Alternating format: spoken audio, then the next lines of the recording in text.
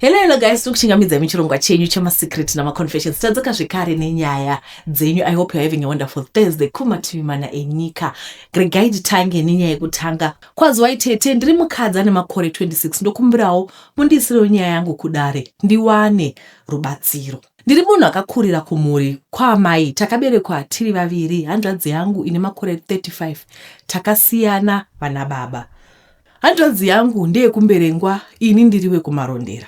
Zvino amai pavakanowanikwa nababa vangu vakanyepera kuti havana mhuri, nokuti kusangana kwavakaita nababa vanonzi vanga vachishanda nevarungu, vaita zvema-kennels, makanara, asi main offices yavo yaive kuHarare. Amai guru vaigara kumarondera, vaisaenda kuna baba. Saka amai vakazoenda nababa kuHarare, vakanogara vose ndokuzozvarwa kwangu. Saka amai guru mukadzi wababa vakazonzwa nemakuhwa kuti murume akugara nemwe mukadzi adori nenhumbu. Zvino amai guru vakauya vakasvikira kumabhururu avo vaigara padhuze nepamba paigara mama nababa. Zvino amai vaiva nebhizinesi rekutengesa bhero, vakabva vadaidzwa naambuya vaive panext door, vakapuwa maorenji, vakanzi idyai maorenji mukaka usise sezvo mwana achinyanya kuchema. Amai vakatambira maorenji aya vakaenda kumbari kwavaitengesa bhero ravo. Saka vakadya maorenji aya vakatanga kuti mudumbu. Vakarwara nemudumbu. Dzikama vaudza baba vangu varoda kuenda kunoona amai vavo vanova amai vamai, vachiti ivo kubva ndiche pamberi handina kubvira ndaona amai vangu. Zvino ndogona kufa vasina kuona mwana wangu uye kundionawo. Zvinonzi amai vakauya kuChipinge kumusha kwavo, both of us tichirwara. Vakasvika kumusha, mbuya nasekuru vanova vabereki vaamai vangu vakati mwana arwara ngaende kuchipatara. Takaendeswa kuChiredzi General Hospital. Amai havana kutora mazuva vakabva vashaya, vakanzi vakadya poison. Ini ndakasara muchipatara. Takagara muchipatara 3 months. Mbuya vangu hapana chavaiziva kufa kwaamai, though taiva musame hospital but in different wards. Baba vangu vakatumirwa shoko kuti amai vakange vafa, vakauya kurufu Chituna chakava mumusha. Hanzvadzi amai dzikati mukwasha tenga coffin. Hanzvadzi haingavigirwe parupasa. Hanzi baba vakati ndakuenda kuChiredzi kunotenga coffin. Baba vakabva vaita wekwaenda shuro ndokwaenda imbwa. Rufu rwakaitwa rukapfuura. Mbuya vangu hapana chavaiziva, vaingonzi mwana wenyu ariko vachinyeberwa nemanesi. Nokuda kwestress yakanga yakabata mbuya, ndakarapiwa. Mwari akaona zvisina kukodzera kutora upenyu hwangu. Nokuda kwezvinhu zvandisingazivi, takabuda muchipatara nambuya. Mbuya vakapiwa mukombe kugona kundichengeta uye nokushingaira kwavakaita. Zvino pakazouya vesocial welfare vakati take over. Ndaipiwa mikaka yemubhodhoro non-lactogen sezvo ndaiva rusvava. Mom left me ndine 2 months from birth. Takagara nambuya zvakanaka. Sekuru baba vaamai vakazoshaya 1999. Zvinhu zvikatanga kuomera gogo vangu vaya, amai vamai vangu.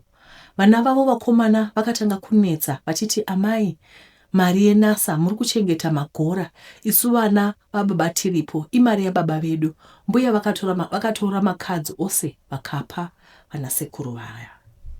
Zvino vakada kuzonoti mari kubhengi, kana chavakawana hapana. Vakatanga kupa magogo uroyi, hanzi munotiroya. Ambuya vakasvika pakurohwa nevamwe baba vepanext door. After mukadzi wavo arwara, vakangouya pamba vakarova gogo vachiti ndivo vavaroya. Mukadzi wavo ipapo I was in grade 1. Ndakabatikana ndikaungudza ndichiona mbuya vangu vachiumburudzwa. Vakarohwa kusvika vazviitira tsvina, vakatsemurwa musoro. Zvino mukuita zvese izvi, vana vambuya vakomana vataigara navo vaive 3. Vaviri ndo vanga vakaroora, 1 anga asati, uye ndiye aiwirira nambuya anga akavengwa nevakuru vaya vaviri. Ndakachema tete, ndikamhanya, ndikaruma murume uya airova mbuya vangu. Akandisaidzira ndikanowira kwakadaroko.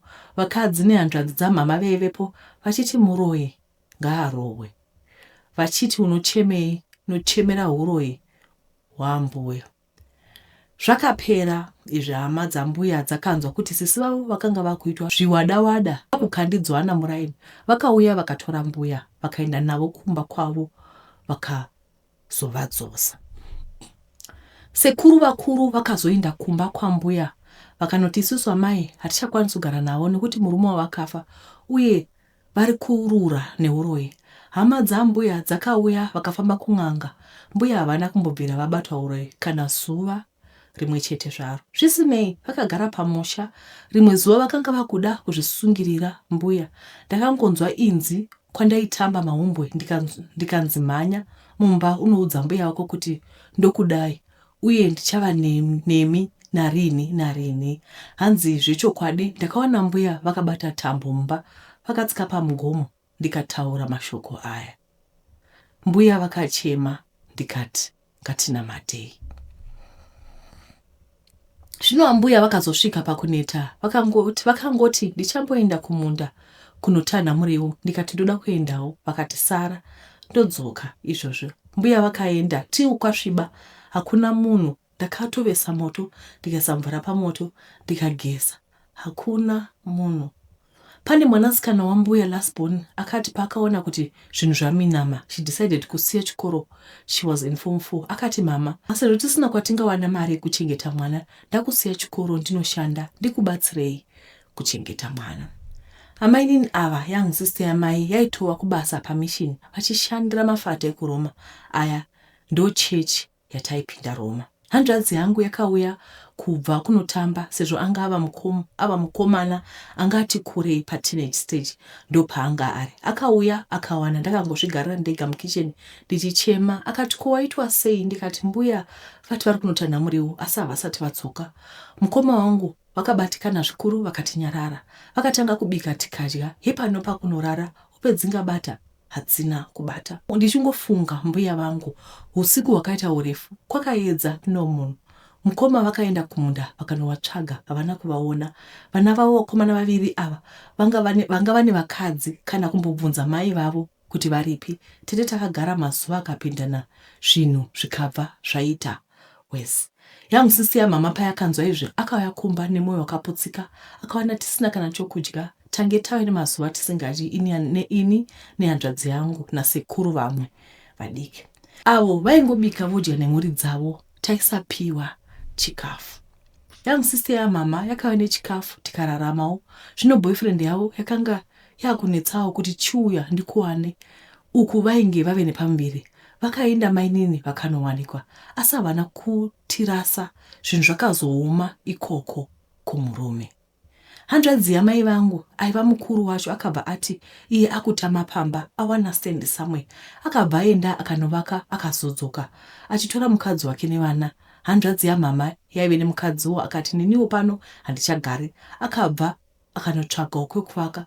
Hepano vakuti ngatisheyanei vana. Sekuru vakuru vakati ivo havana trailer inopinda magora, meaning havakwanisi kuchengeta magora. Vakatora vana vavo vakaenda. Takasara tikazonogara nasekuru vakange vasara vaye. Nhamo yandakatamba hama we yaive ngombeza. Ndakaona chitsvuku. Sekuru vaitengesa mbuchari vaibuda kuseni vodzoka kwasviba. Hapana chaiwaiona tete. Ndaisunda bhara rine 25 liters emvura. Uku ndainge ndava ne9 years. Kuchikoro ndaienda asi ndaenda ndapedza mabasa ese epamba. I was abused. Ambuya ava vaiti vakabika sadza ndaizodya ivo vaguta votanga vapaimbwa sadza dzodya dzoguta votora ndiro iya yadirwa nembwa vondisira sadza ravanenge vasiya ivo nemuto kana iri nyama. Musi wavanobika cabbage vaipakura vasati varisa madomasi nemafuta nemunyu ndorandaizodya iroro ravaitanga kupakura. Nhumbi ndaipiwa nevanhu ndichipfeka madhumbu. Vaiti munhu akandipa nhumbi dzakanaka kana pakaita dzavanokwana vaitora. Munongozivawo vanhu kana vachipa rubatsiro anongokupa nehembe dzakurasira. Tete ndakaita kwashoka ndava ne9 years. Zvino kuchikoro vadzidzisi vaindirova kuti ndinononoka kuuya kuchikoro. Ndaenda kumba ndairohwa futi kuti wanonoka kudzoka kuchikoro. Tete ndaiti mbuya ava vakabika sadza vaisaisa mugoti mvura vaiusiya uomerera. Pakusuka ndainzosapara mugoti nesipunu obanga ochimuti ndainzi kwenga nenzara dzako. Antika pese pandaivere ndaingoti mbuya zvamakaita zvekuenda izvi hazvina zvazvakabatsira, honai ndiri kushungurudzwa, ndaigaro chema. Ndainamata nguva dzose nokuti mbuya vangu munhu akandidzidzisa kunamata uye kuchechi kuRoma taidzidzisiwa zvakare kunamata. Tete ndaenda kuchibhorani kuma 3 p.m. ndodzoka pamba na9. Chikonzero chaita nditore time ndiri kumvura yaive nhau yekunyara pavanhu. Number 1, ringaka zvaisemesa, manga aibuda ropa, hanti ndanga ndisina shangu, ndaifamba nedza Adam. Tete hembe ndaifamba nesiketi yakadambuka, magaro ose ari panze, uku ndisina chivharangozi, I mean underwear. Kutozvisarudza pavanhu kwandaita nokuti ndaiti ndikaona vezera rangu vaive vane vabereki vavo uye vakashambidzika, ndaitotanga kuchema because of imagination ndine the real gogo vangu kuti dai varipo ndingadai ndakadai so. Tete ndaisvika mbuya varara, ndairara panze ndakazvikwidibira nebhara kuitira chani. Rimwe zuva sekuru vakavingwa nevadzidzisi vangu vakanzi mwana uyu wadi kumuendesa kune vanoda havo vana. Vakati aiwa ndomuchengeta zvakanaka, vakataurirana, vakatsiurwa, vakanzwisisa. Pachina muno chekuti sekuru vatsiure mukadzi wavo Tete, ndakazvamburwa nebhandi reledha, ndikasvika pakuzviitira tsvina, ndikaona kuti pano rega ningovaudza chokwadi, ndikati bheta mondiuraye nditevere mama vangu. Musiwo ndakarara ndikamuka kuseniseni, vakafunga kuti ndiri kuenda kumvura, izvo kwaiva kutiza. Ndakapomoka anti, ndikaenda nerodhi, ndikafamba tiu kwakusviba, ndikarara pasi pebridge. Mvura ikanaya nemanyaro okufamba, hope dzikabata, mvura yakareyerera nenyasha dzedenga. Ndakangomuka ndikaona mvura yatosvika pandiri, ndakatiza, kwanga kwakutochena, ndikabva ndasangana nevamwe varume vakandibvunza kuti ndaibvepi, ndikavanyepera. Umwe wacho akabva andifananidza akati wakafanana ningi achireva sekuru vaya vandakatiza. Ndakatanga kueredza musodzi, vakati chii? Ndobva ndavatsanangurira nyaya yangu yese, vakati chande kwaSabhuku uwane rubatsiro. Ndakasvika kwaSabhuku uye wanike pane shamwari yasekuru vangu vaya vandakatiza. Ndakangozviwetera ndikati uyu achanotaura kuti ndaona muzukuru wako ndikazoitwa kanyama ndokurohwazve futi. Varume vaya vandaive navo vakatsanangura Sabhuku sekuvaudza kwandakaita. Sabhuku akati kwanga kwasvika shoko rokuti kune mwana asiri kuonekwa. Sabhuku akandidzorera futi kunhapwa kwasekuru vaya. Sabhuku akaudzisa sekuru vangu kuti kana vasingakwanisi kundichengeta vanditore havo vanogara neni kumba kwavo. Ndazosara paya sekuru vakati chinombove chii, une mamhepo here? Mbuya vako ndovari kuuya vachida kunokushandisa kunoroya. Tete mashoko aya akaita kunge pfumo rabaya pamwoyo. Ndakangorodza simere ndwira pasi nekuda kwekufunga mbuya vangu. Takagara Tete kwemazuva mashoma, asi plani yangu yaive yekubva pamba apa nditevere kwanga kwaenda mbuya sezvo ndaingonza kuti vari kwakati. Ndakazowana mukana zuva rogara miti, ndikangobuda sendiri kuenda kuchimbuzi. Ndini uyo ndatiza. Musi uyo ndakamhanya ende ndonguva yaikurumbira mabhenya, kuchinzi kune magonyeti anofamba nemabhenya anocheka vanhu.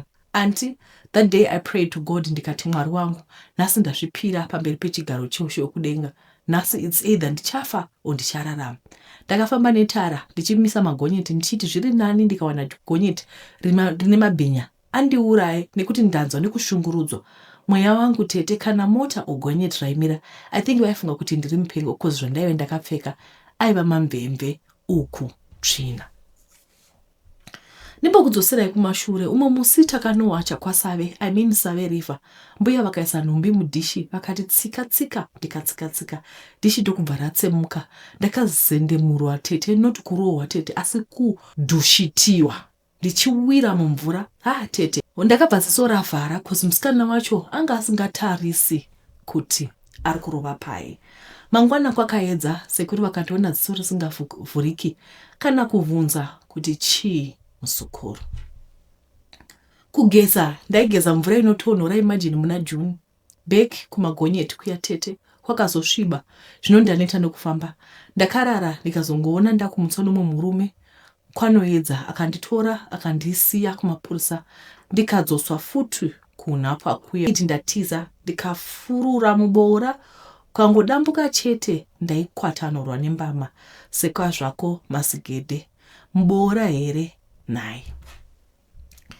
Ndaigara ndichinamata kuti Mwari chengetai gogo vangu kwavari ikoko, ndoziva rimwe zuva tichasangana ndigofara. Hapana kutora mazuva umwe mukadzi aive muraini imomo mataigara aibva kuSame Village nagogo vangu.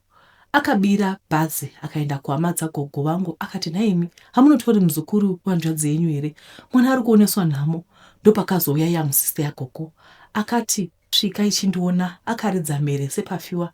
Ndakaona mbuya vava vaya vekundibata senhapwa mukadzi wehanzvadzi yamama vangu vakunyara semukwasha awanikidzwa achichachura nyama kwambuya washo. Tete ndakanombondera neyoung sister yagogo vangu tikachema tese kuzoti pavakati sisi makaitei, honai mwana wamakasiyirwa nemwana wenyu. Have ndakaita kunge kubayiwa bhatani. Ndakawedzera kuchema. Takarara kuseni vakati ndatumwa nehanzvadzi yangu kuti titore mwana. Sekuru vakamboda kuramba. Gogo vakati aiwa anodzoka. Young sister yagogo yakandivigira chibhora chose chetennis ball chiya. Takati takamirira kombi mbuya vaya vagonditsunya vakati ndipe chibhora ichocho. Kasika nekuchiya kwandaive nako ndakavapa vakasara nacho. Young sister yagogo yakaenda neni kumba kwavo. Vangazokwira bhazi vakanoporongana nasekuru wako. Takanogara mwedzi ndiriko, asi madyiro andaita sadza antika. Ndaiti sadza rikapakurwa ndaiti mhoroka nesadza. Ndaidya zimukonde resadza manzwa. Handi kunhapa kuya ndaisariwana always. Ndakazoenda kumba kwehanzvadzi yagogo ndikanogara ikoko. Gogo vangu hameno kwavaiva. Mwana wagogo vangu dangwe ravo raishanda kumaPraza akangoti anzwa kuti ndauya, akauya akandiona. Ndikatanga kurudunura zvese zvaitika. Vakati saka kutumira kwese kwandaita chikafu wanga usingadye. Vakachema. Ndakagara kwasekuru vaya mukoma wagogo vangu till the other day. Ndakarota gogo vangu vachirwara serious, vasingambotauri kana kufamba. Ndakamuka ndikaudza hanzvadzi yagogo vangu vakati beta tawana kukutsvakira mukunda wangu uko sisi vamama kumaPraza kwavaivere kwakangobikwa doro remadzviti chivanhu. Pakaita vamwe mai vakabudirwa, vakabuda vakanobata sisi vamama vangu muvanhu. Muye akati uri kunetsekana nekuda kuziva kuna mama vako. Vakati hongu. Vakabva vapiwa madirection zvechokwadi. Svikiro rakaona. Takaenda sekutaura kwakaita svikiro. Takaona gogo varipo pamba pavaitochengetawo varidzi vari kuJoni. Tete I feel ndakanzwa mweya wangu uchidzoka kutanga kufema mweya unotonhora. Tete ndiri kuuya nenext part cause nyaya iyi yakarebesa. What a painful story. Ndisandambona zvakadai. So this is a painful story. Ndinokumbira kuti munyori mudzoke nepart 2 nekuti nyaya haina kupera. I think nyaya iyi, this is just a child akazvagwa mupain kubva day 1 pavakazvarwa. Mama vakanodya maorange vakaisigwa poison vakaurayiwa. Mwana akasara nagogo. Vanagogo vachona mwana akasara nagogo akawitnessa gogo vake vachirohwa kusvika vatsemuka musoro kusvika vazviitira tsvina. Kana munhu ari muroyi, moti kwai munhu muroyi, mopuma muroyi, mapedza mumurova, kurova vanagogo vedu.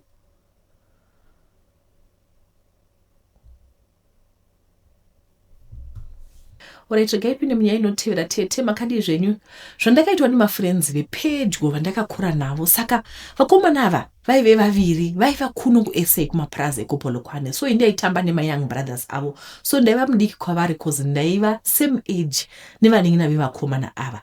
Vakomana ava vaiva Joni. Ndakashayirwa mari ndiri form 3 ndanga ndine 16 years. So zvinhu zvanga zvakaoma. Tete ndakanga ndina mai chete, baba vakashayika. So ndaiva ndine mukoma wangu anga ari kuno. So ukama hwacho ndaive ndisinganyatsonzwisisa cause waive kure nenyaya yekuti kabackground kemafamily yedu kaiva pasi. Saka munongoziva vasina mari ndivo vasingazivikanwa.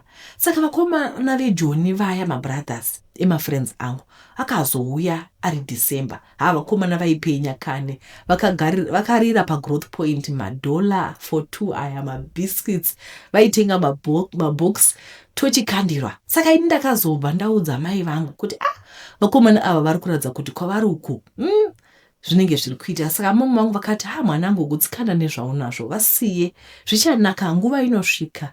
Ndikati mom ndafunga kuti ndotaura nevakomana ndoendawo Joni honei vakomana vakuchengeta vabereki vavo kozi vauya kubva kuJoni vakasenga magroceries. Saka ndakazonova approacha ndikati vakomana ndodawo kuenda kuJoni honai handisi kuenda kuchikoro vakomana ndodawo kushanda ndichengeta amai vangu shirikadzi. Saka vakati patouya next year tokutora kozi da kuzoenda neshamwari dzako kozi vanenge vapedza chikoro. Sure next year vakasvika ndanga ndatobhajeta kamari kangu. Saka vakazoti kuuya kuJoni usina passport panoda 50 USD inokwana zvese nefood.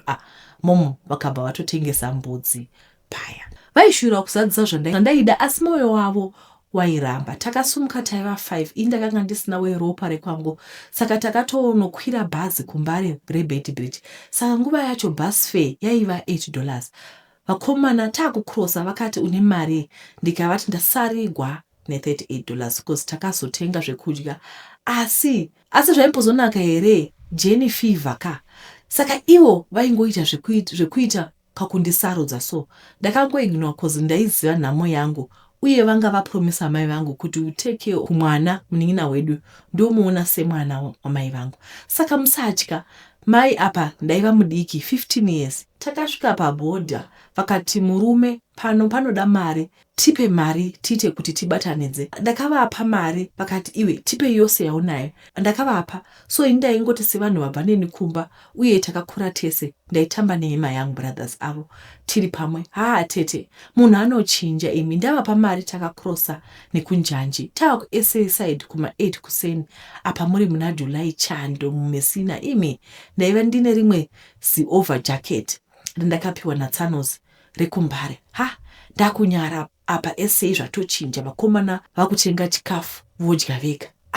Vakuti paya ita plan kana usina mari usara kozi ino iSA inoda une mari. Ndikati ingamaudza amai kuti mosvika neni wani ndo mari ndokupai ndikashanda zvikanzi ndokuwana basa kwatiri kuenda. Ndaingoteverawo apa une fiye iya yatakaudzwa kuti SA kunofa munhu. Zvasangana ndakuita kunge gunduru ko dressing manje apa kana phone handina. Lucky ndaive ndanyora phone number hepa next door. Ndaiti tikafonerwa nasisi vaya vemurume akandipa jacket ndopataitaura ndivo vaiva nefoni isu kana foni kumba. Saka ndaive nehandwatch yangu yaibaka somanero iri muoko nekabhegi kangu.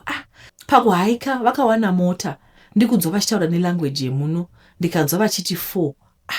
Ndakutoona mafesi achinya ndikati zvadhaka kozi mari yangu vatora apa nzara apa kutya apa vari kuratidza kuti nezvangu zvapera.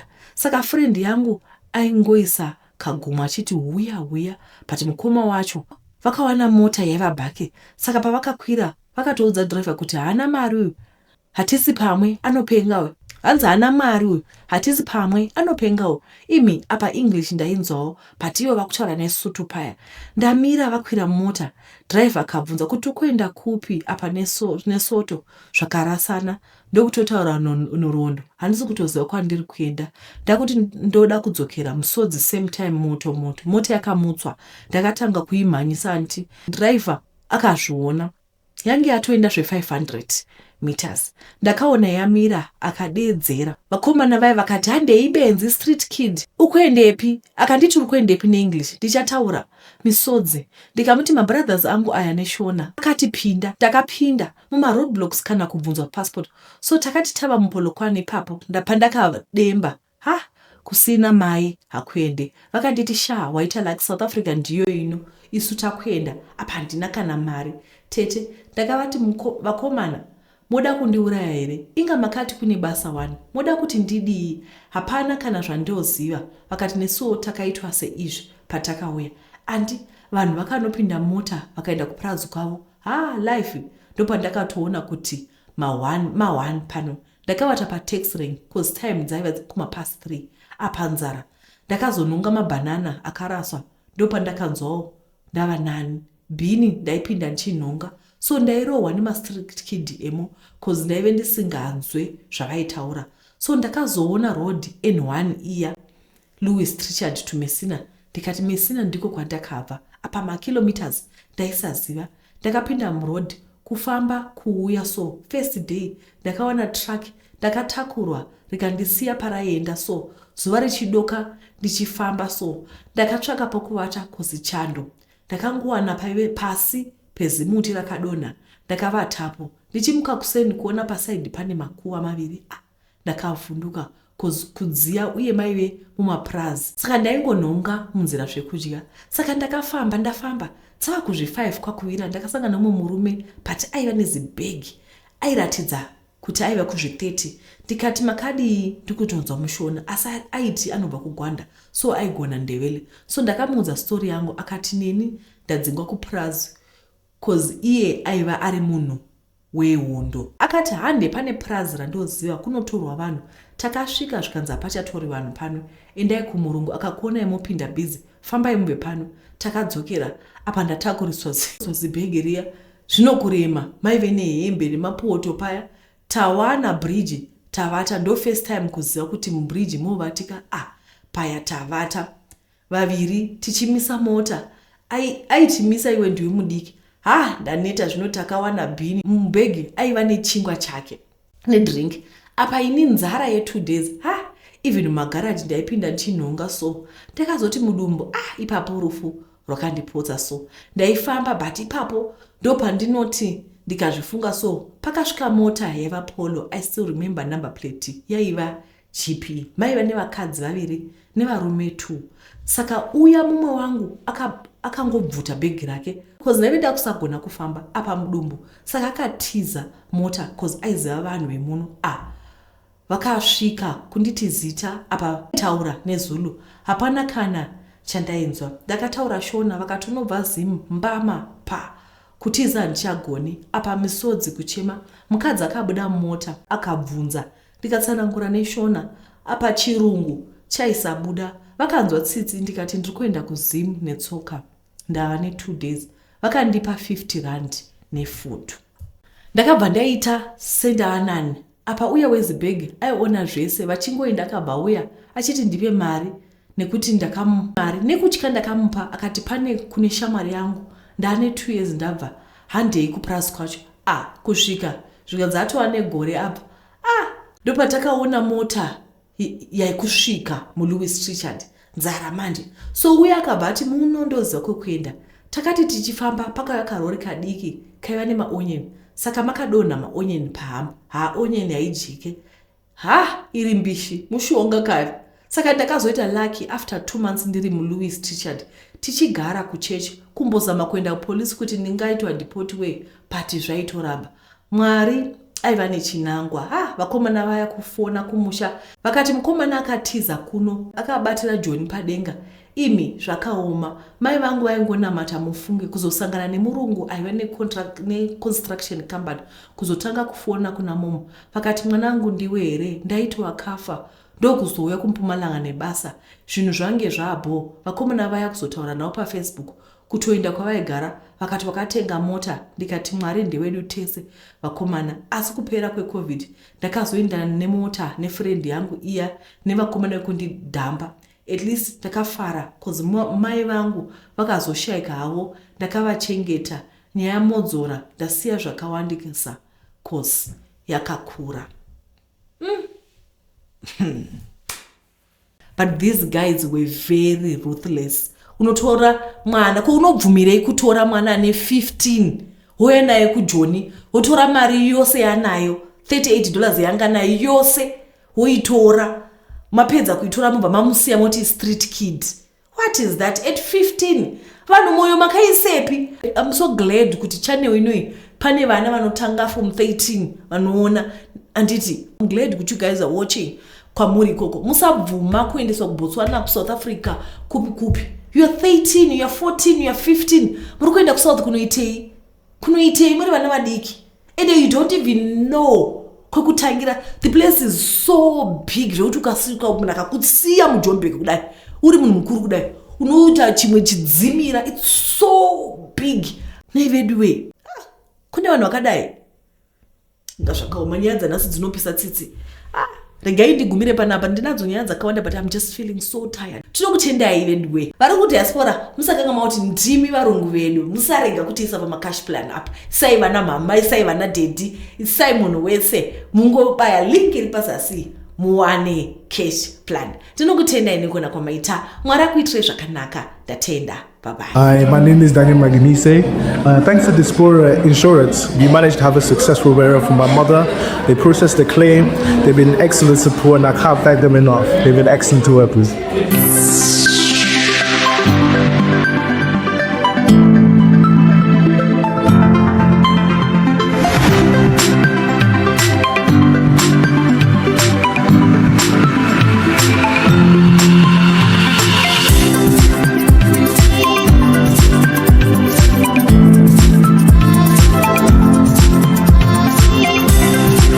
Diaspora Insurance.